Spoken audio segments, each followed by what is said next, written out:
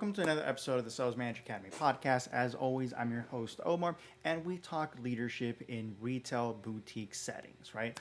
What does that mean? We're talking about smaller, maybe mid-size, small companies, mom and pop companies. We're not big, large, retail locations. We're specialized in typically one thing: appliances, AV, think of wireless retail, where it's really more of a specialty shop, and we do more also on the services side than just sell products, right? A lot of the stuff comes with either servicing what we sell or doing like the installations and whatnot. And we typically don't have, a large sales team. A lot of us are working with maybe two to, under 10 sales reps per location. Uh, and that's who we're talking to. I'm talking to you, the retail leader that feels that you don't have the support, that you don't have, the capabilities given to you by the organization you're working with to really not just develop your team, but more importantly, develop yourself. Okay, we're going to take you to that next level and help you get there. And we do that by talking about a couple of different things. Today, specifically, we're going to be talking about kind of the continuing series, which is going to be more on the interview side. Okay. And today's episode really is more on the interview questions that we're going to be asking, what to look for. Today's episode, right, is really focusing on why you shouldn't hire for good vibes, because that's really going to be you buying more turnover, more churn by focusing on good vibes during an interview, as opposed to actually focusing on the things that matter, which is going to be the responses that you're getting, understanding what this person is capable of, and are they going to be a good fit for coachability and skill, right? So the three main things we're going to talk about in today's episode: why most of your interviews fail and create churn for you, unfortunately. Then the 5 questions that we want to focus on: what good sounds like, and red flags to watch out for. And the last thing that we're going to focus on is making this more of a predictive model, because you want it to be repeatable. You want to be able to not just do it yourself and be able to get consistent results. Because here's the thing, guys, it's never going to be 100%. Nothing's 100%. If you're in sales, you already know this. More importantly, you want to be able to train and coach other people to do this, because then it allows you to pull back and not have to be as involved in the hiring, right? When you're able to do that as a leader, especially if you're, a DM, area manager, a multi-unit leader, it allows you to really pull yourself away from that so that you can focus on more important tasks, and you can delegate that to people that understand they can do it, and that you've been developing to be able to take that next step in their career and with your organization. Okay, so let's jump into it. Let's go ahead and go into why most interview fails and why they create churn. Okay, and here's the thing: when you're going in and you're saying that I hire people based on a gut feeling that this person's going to be great, this person's going to be, who I'm looking to be able to bring on board, that doesn't help. That does not help you in the long term. You need to be able to have something where you can truly be able to predict if this person's going to be a good hire and coachable. Because when you're hiring on charisma, it creates more of a bias, right? Because you have people that are going to be great talkers, but that doesn't always mean that they're going to be great learners. You need coachability. You don't need charm. You can teach all the other aspects of that, right? But coachability is going to be the most important thing that you need to focus on. And then you have to have standards. Typically, when you're going in and you're going with your gut feeling, you don't have a standard that you're trying to hire for. You're just trying to fill a space. You're just hiring a body based on what you feel, not even what you think, what you feel is good in that moment. And that is never a great thing. It sucks. Okay? Because different managers, different leaders on your team are going to ask different things. There is no standardization, and you know what's the most important things to ask, but not everybody else is going to. And that's where you're not able to have a very good predictive value on the people that are coming on board within the organization, because you don't know, are they going to be great at coaching? Am I going to be able to, really put this person with the team that I'm needing that extra body in, or can I make those moves to put this person in with a team that's going to mesh, right? Where are they in their career? Where are we going to be a great fit, or do they still need to have at least that customer service aspect of dealing with people before they can even come on board? That's what you need to remember, because you can say, "Oh yeah, I can train anybody," but do you have the damn time to do it? Because a lot of people say that, but they don't give two shits about the amount of training and development that they're giving their people, and they wonder why people quit, right? Sidebar, right now I'm taking, I have a couple people under my wing, and one of them was mentioning that he notices that he's getting a lot more attention under my leadership, under my tenure, than he has at other locations. He was like, "This is a lot more training than I've learned more in the last couple of weeks than I have in the last 6 months." Think about that. They feel because they're getting a little bit more coaching and attention, they're getting focused energy on for them they need to focus on to be able to improve, and kind of not an improvement plan, but having just a guide to know, okay, am I doing great? Am I progressing? Am I not? Right? What do I need to hit? Because I'm not seeing it. I don't know where I land on the metrics. And that's where you have to coach and train them, because not everybody knows what to look for. Just because you have a system that tracks metrics doesn't mean your team knows how to read it. That's what you have to remember. So you have to know what you're looking for, and you have to understand, do I have the time to be able to develop them from 0 to 1? Or do I need them to be at 1 so that we can develop them to 99? Okay? You have to understand that. Then the other one is resumes are going to lie by omission.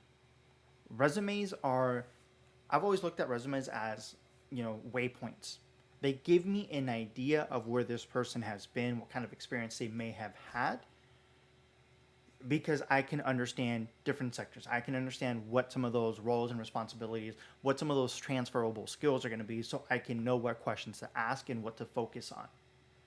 Because if, for instance, they're coming from like a fast food location, I'm not going to ask them about actual sales because they're not really truly selling, right? But I am going to see about customer service experiences. I'm going to see about upset customer experiences, right? I'm going to see about what they've done to maybe try to implement something that helps the location. What have they done to maybe take on a little bit more responsibility to see what they've wanted to do, right? See how now that makes more sense into wanting to go to a different location or a different industry, obviously besides, the location or the company or industry that we're in before, right?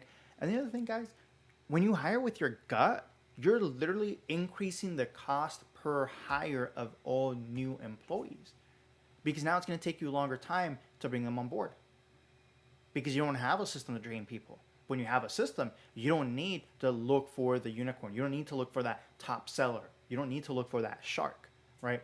Because you can develop those people. You can develop those skills and talents in those people. And that goes a further, much longer distance than you could even possibly imagine, right? Because you don't want them leaving before 90 days. You don't want them to be burnt out. You don't want to feel like, okay, I just hired this person, now I got to find somebody else, because that costs more money. That costs more time and lost opportunities. You need to focus on what matters the most, right? And onboarding is going to be a big part of that. But that also means you have to develop something to bring them on board. I bet before you bring them on board, you have to have a system to make sure that they're going to be a good fit. It's not going to be 100%. There's never a 100% fit when you bring people on. But being a good fit makes a difference, right? So what can you do? Simple. Have like a script that you're going to go through when you're doing interviews. What I've always done is I give them a background about the organization. I give them a background about me within the organization as well, right?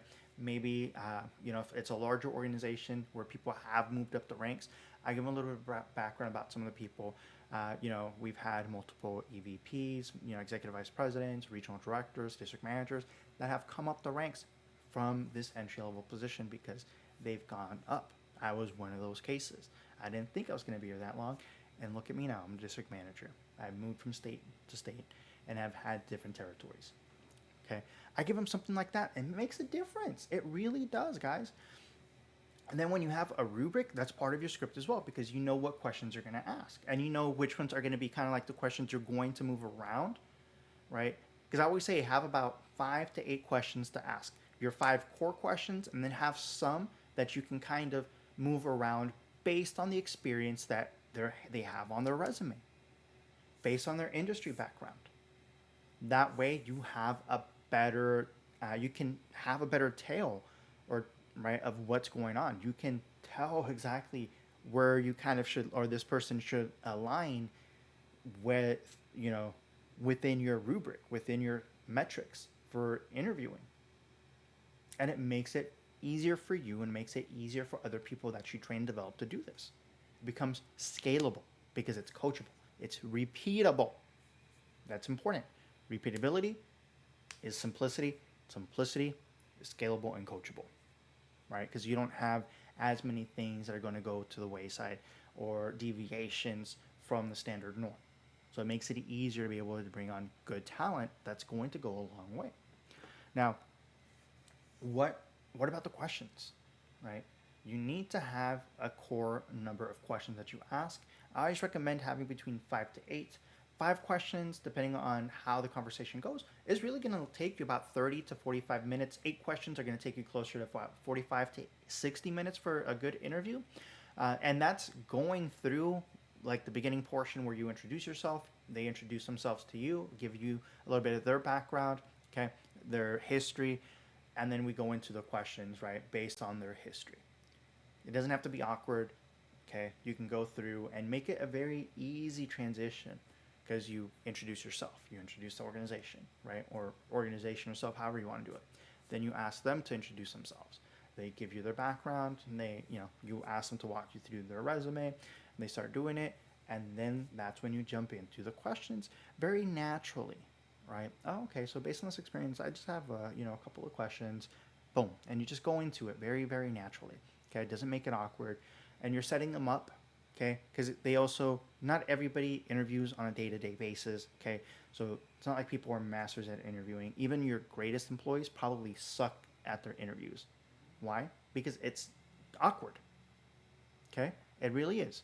uh, but things you want to focus on, one of the biggest things is learnability, right? For instance, having them tell you about a time where they had to learn about maybe a complex product and they had to do it fast, and also if they taught it or how they taught it to somebody else, right? A good response to that would be something that's very specific. Okay, maybe they created videos and manuals to help other people, or they learned from videos and manuals that the company had, how they went through their practice reps to do it, right? How they taught back to others, and how they measure that impact, right? Meaning, okay, I was at this before, but then after I did that, I ended up over here, and I was very consistent with my goals, with my KPIs. A red flag is when they're just winging it and then saying they didn't really have much of a training program. There wasn't really much for me to be able to pick up on that, right? And that's one of the reasons why it wasn't a great organization for me, or it wasn't a great fit. They didn't give you anything solid or metric that they really try to take on. Because even if an organization doesn't, did this individual try to do something to try to better themselves for that role, right? Do they really want to succeed or not? Because that also tells you, are they going to want to succeed with you or not?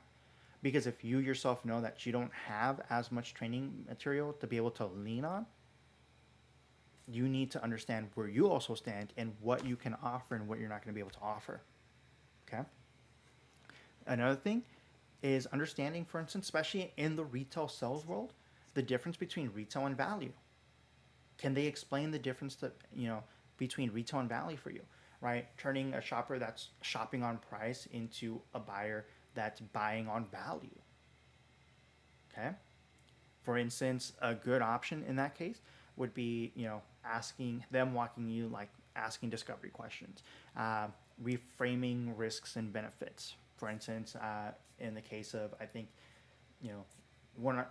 one instance I had somebody explain that they had a customer come in complaining about their bill, saying they were paying too much. And then after looking at their bill, they found that it was actually what they had. It was just the way that they wanted their services made things a little bit awkward and different. So what they do, They explain that and then start asking other questions. And then they also realize, like, hey, you can add another service to this and it's going to be the same price to what you're paying. We just move things around and you're actually going to get better benefits for the other services. Oh, really? Yep. Come to find out that that customer is overpaying with a different company because they have three additional services that they're paying about half the cost of this one service they have with us. So by bringing their lines over, they're going to only pay $30 more and save $160 a month. So they came in as a price customer, right? Shopping on price and being upset about their current price to spending $30 more. But net value is they're getting a better value even though their bill with our organization's gone up, right? So that's an example. A red flag, hey, would be like, well, let me see what I can do to lower your bill. Instead of asking questions and trying to understand the situation, they just jump into trying to discount the bill. Yeah, I had a customer who came in, they were upset about the bill, but guess what? I looked at the bill and I found a way to lower it. And that's where they leave it. Do they add value? Do they do anything more? Do they make the customer feel special about what they were doing with the organization? Right? Do they get any additional products or services? It makes a difference. That really makes a difference. But those are little things to really look for. I know it's super subtle and super easy, and you might be thinking everybody should be able to do this, but they don't, or they don't know how to describe it, right? So that's where you need to also be the person setting up the question correctly. Can you tell me a time that you had this situation? Tell me what tasks you did, right? To during that, what was the actions you took, and what were the results? Okay, that makes a difference. That goes a long way. Now, what about how they think? You have to find questions on how they think. The whole process that you're going through with the STAR methodology, if you don't know that's what we're doing, that's exactly what we're doing, okay? Situation, task, action, results. You're setting up those questions in that order. And you're looking for the responses to each one. What was the situation? What was my task that I had to accomplish? What was the actions I took? And what were the results?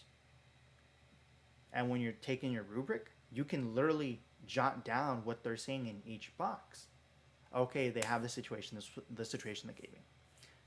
They, have the task that they were trying to accomplish. They gave me the actions that they were going to take or that they took. And they gave me the results of their actions. Maybe the results weren't what we wanted, but they answered 3 out of the 4. Boom, goes a long way. Okay?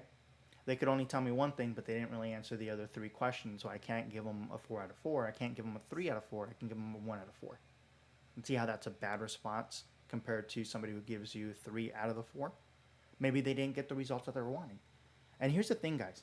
Just because they didn't get the results that they wanted or that you were looking for, did they give you the results that they got? Yes. They got the result. You got an answer for the results. They could give you that. Okay? That is super important because now they give you a response to that. So and that's where a lot of people kind of don't understand that aspect of the results, is that you're looking for the answers. You're not looking for the correct responses because that's more going from your gut, right? Well, they didn't get the sell, so boom. No, but they tried to get the sell, as opposed to somebody who didn't try to get the sell. It's a big difference. It's very important for you to understand that. Okay, when you're asking them about like trying to figure out how they structure their thinking, simple things would be, asking them to explain options with trade-offs, right? How do they recommend things to their clients and customers? Right? Good responses would be that they give you compare and contrasting options, right? They align to stuff that is needed, right? To the customers or the client's stated needs. They summarize the comparisons, and then they ask for the next step in the process, right? They're asking them to move forward in the sales process, as opposed to somebody who's just feature dumping and not even caring about the benefits to the customer or the client, or understanding is a really good fit for this individual. Do they really care, right? And they're just dumping everything, and there's no path forward. They're not asking for the sell. They're not asking to move to that next step. right? For instance, in the AV world, how many of your guys just automatically go to talking about specs with customers about, it has this many hertz on the TV, it has this refresh rate, it's got this many nits of brightness, right? Your customers don't care. They care, is it going to look great? Is it going to give me a great picture based on the room and the experience I want it in? Okay? Because guess what? I've sold it all. And customers need to understand their space, and sometimes they don't. They come in with this mindset of, I need this. And I know on my head that if I sell them that, that is going to come back and get returned. And that's just going to be a waste of their time and my time, and they're going to be upset because I'm supposed to be the expert. Being the expert doesn't mean you agree with everything the customer says or the client says. It means you're going to guide and be a consultant to them, and you're going to tell them when they're wrong. Not blatantly, right? But you're going to do it in a way that they understand. Like, if you move forward, then it's not going to be a good thing. Because I would rather not sell to somebody than sell something and have them be upset and return it, because now I have returned product and an upset customer, even though they went against all the different recommendations and options I laid out. Not all business is good business. We don't sell to everybody. That's an important distinction as well, especially if you're in a specialty boutique shop. Not everybody's your customer. You're not going to sell to everybody. I don't want to sell to everybody because there are customers that are not going to be a good fit and we're not a good fit for. There's nothing wrong with that. Okay? They need to understand, and you also need to understand. But having that ability to be able to rationalize is super important. And to show you that they can give you the benefits based on the needs of the discussion, on their customers' needs, is super important. Instead of, this customer came in looking for this TV and they wanted the brightest, so I showed them the one that was, the best picture and the brightest. It was, and they start data dumping during the interview process. It's not a fit. Okay? Be a great installer, be a great tech support, not so much on the sell side, right? Because they're getting too much into the nitty gritty and not really trying to understand where the customer's coming from. Okay? There is good things to understand the tech side of things, but you also need to know when to shut it off. Okay? Because the customers don't care. They care, is it going to solve my pain? That's what they care about. The other one, and this is the big one that gets everybody in trouble, is the coachability. Okay? Coachability means, hey, can this person take feedback and be constructive about it? Okay? Can they make the change based on the feedback? Or are they going to blame, that it's vague, that, blame, well, it wasn't my fault, it was because this person didn't want to buy this. I don't care if the person didn't want to buy. I'm not asking you to sell to everybody. I'm asking you to try harder. Okay? I'm asking you to put effort into trying by taking these steps. But if they can't tell you that during the interview as a response, and they blame, well, we just didn't get enough training. If they, are super vague on, what they would do, it's a red flag. If, I just had to try harder, it's a red flag. They can't really do much. They can't really tell you what they were doing. And oftentimes it's because they didn't do anything. And that's what you want to avoid. That's what you want to get away from. Okay? Now, the discipline portion is more for like habit building. And you want to learn more about like a routine that they've built up for themselves. Okay? For hitting certain metrics or for coming out of ruts. Okay? Because yes, you have your company's KPIs, but then there's certain things that are more important to maybe the region that they need to work on or for their specific development that they're trying to get after. Because yes, their numbers might be solid, but maybe they're low on one KPI.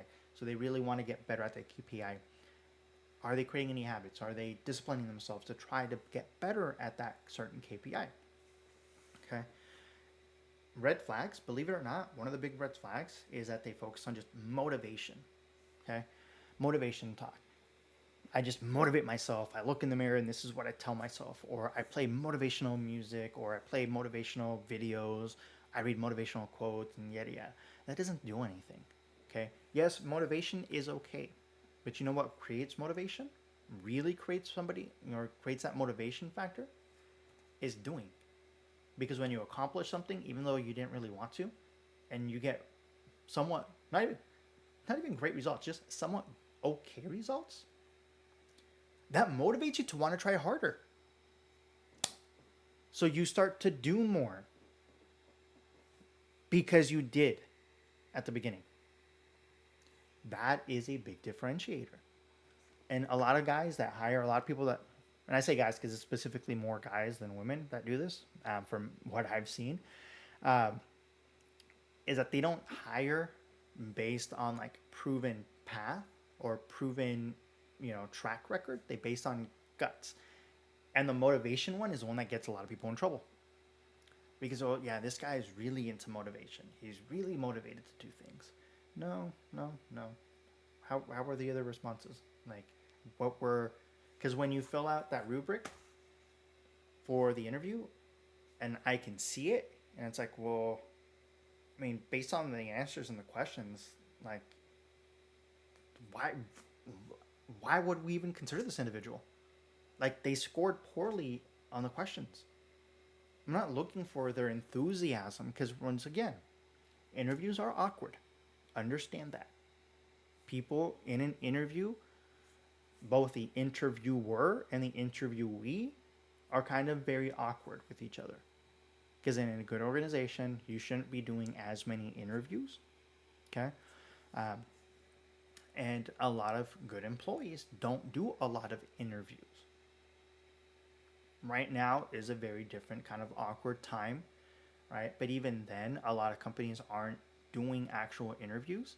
So even though there's a lot of people applying for positions, they're just not, nobody's getting calls back. Even though they have great experience, they're really great candidates. They're ghost positions right now. So don't let those two fool you, okay? But remember, when you're looking at things like the STAR method, or if you have your own methodology that you're trying to develop for training or for interviewing, you need to focus on things like coachability, on problem solving, on clarity of communication, on them, taking ownership of what they're doing, of their results. Okay.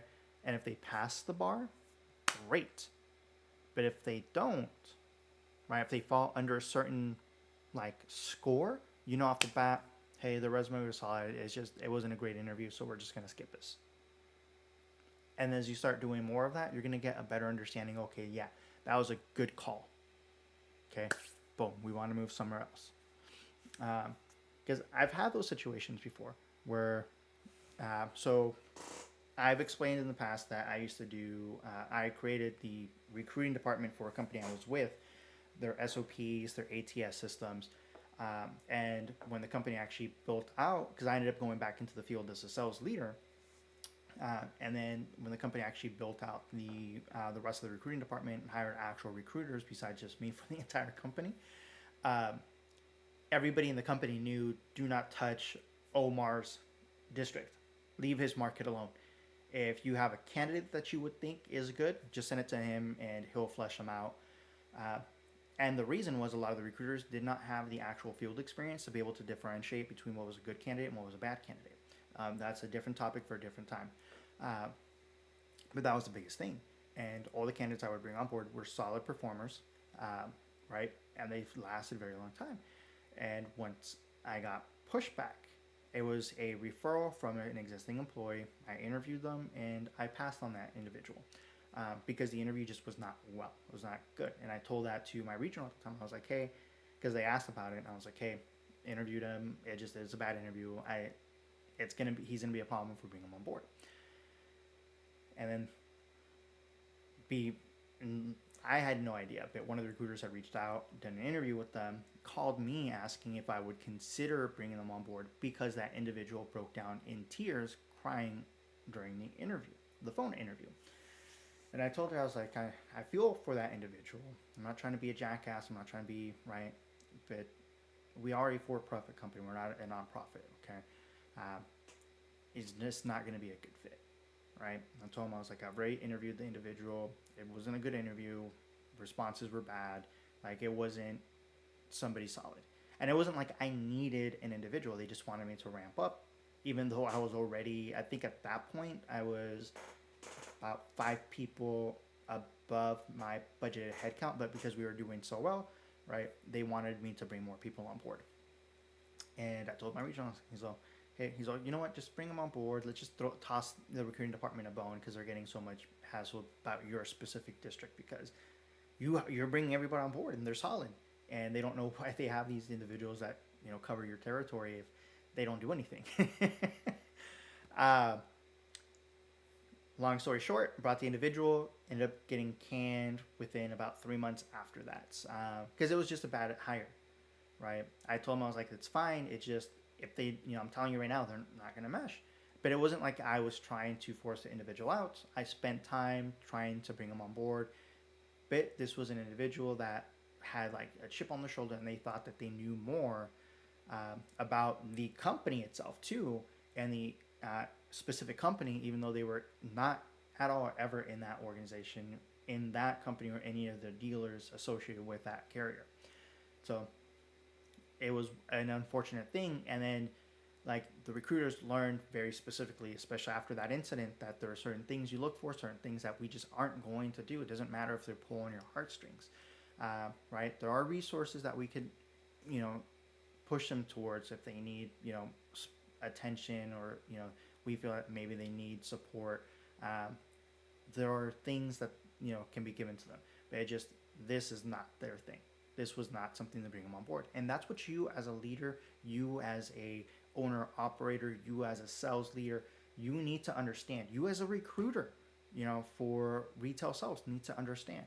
You're not hiring based on empathy. Okay, empathy is big, but that is not the only reason we hire. I am empathetic in the fact that I understand that when you go through the interview process and you're interviewing individuals, it's awkward. They're not going to be at their best form. That's understandable.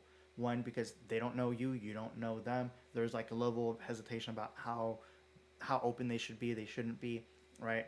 What they think you feel or think is appropriate or professional, right? They don't know what level of professional you're looking for the role. It goes a long way, okay? And especially when the interviewer hasn't practiced and they suck at asking interviews, that makes the interviewee even more awkward in like the responses, because now you don't know how to flow things properly. Okay, so that's super important. That's another reason why as an organization, as a leader, you need to become better at interviewing people, because it makes the interviewer able to actually open up, and you can get like a better feel for the actual candidate, for the actual responses that they're going to give you. Okay, it goes a very long way. And that also helps you to make a system that's very predictable, right? And if you want to add something more predictable to the interview, I I have been asked to do this in the past. I know leaders that do this still, right? And I'm not for it. I'm not against it. And just based on time for me, that's more important, because I've had, in my opinion, a better idea of who to bring, who not to bring, based on my past experience. Because it's not like I've only hired tens of people. I've hired hundreds and hundreds. I think over thousands of people. Okay, in my lifetime as a recruiter, as a district leader, not just for my region, but for regions across the U.S. Okay, so just to put that out there. But the biggest thing is having a system for you to truly understand. And if you want to do like some type of role play, right, to see if they'll be able to actually do the role, you need to understand, especially if they don't come from your industry or your specific organization or carrier. They don't know what a great or good answer for you is. And you're not looking for exceptional. You're looking for good enough. And why do I say good enough? Because good enough means that you don't need to go from 0 to 1. Good enough means that they're at least at a level 1, and I can level them up from there. Okay? So don't do something stupid like sell me this pen. Don't. Just do not do that one, right? But you can ask them like to give them a scenario, give them the actual background of the scenario. Okay, the most important things, because they don't know your promotions, they don't know your gross profit, they don't know your margins, they don't know any of the bundles, they don't know any of that. Okay, but you can give them a quick education. And remember, it's a lot of data dumping off the bat for them to do something on the spot. So it is going to be awkward. But once again, I'm not looking for something to be exceptional. I'm looking for something to be just good enough, right? Did they give me an intro, right? Did they give me a greet? Did they ask some questions, right? Some probing questions. Did they try to do a pitch? Those are the three things I'm just looking for. You should not be looking for your full sales cycle if you have a full cycle that you do or a full sales process that you do. You shouldn't be looking for that because they don't know it. They don't know how you run your team, your organization. They don't know any of that. And you haven't taught them that because it takes time to go through that and repetition, which they don't get in a short 15-minute, 35-minute section that you're going to give them. Okay? So look for things that are simple. Look for things that are repeatable. Okay? And you're going to start to see a pattern in responses, a pattern in the type of individuals that you bring on board that do really well. And you're like, okay, this actually opens up a lot of the talent pool now because I'm not looking for cream of the crop. I'm looking for good enough that I can develop into cream of the crop. Because by taking time to help them develop and investing in them, it makes them better performers within not just the organization, but it makes them stay longer. They want to stay longer because they actually get performance. They actually enjoy what they're doing. Right? And that goes a long way, guys. So stop gambling on personalities. Hire for behaviors that you can coach and you can, more importantly, scale. And if you're wondering, Omar, how can I do this? Hey, look at the description. I'm going to go ahead and leave the link through the 5-star interview method that I have. Okay, it's going to have an actual star guide for you to go through. And it's going to include 25 different questions that you can pick and choose from. Develop them on your own too, right? But at least this gives you a starting point. You're not trying to go from 0 to 1. You're starting at 1 so that you have a faster period, okay? You're having a faster ramp up instead of a slower path to get from 0 to 1. Now, guys, I want to say thank you once again for stepping into another episode here at Sales Manager Academy podcast. As always, I'm your host, Omar, and I'll catch you on the next one.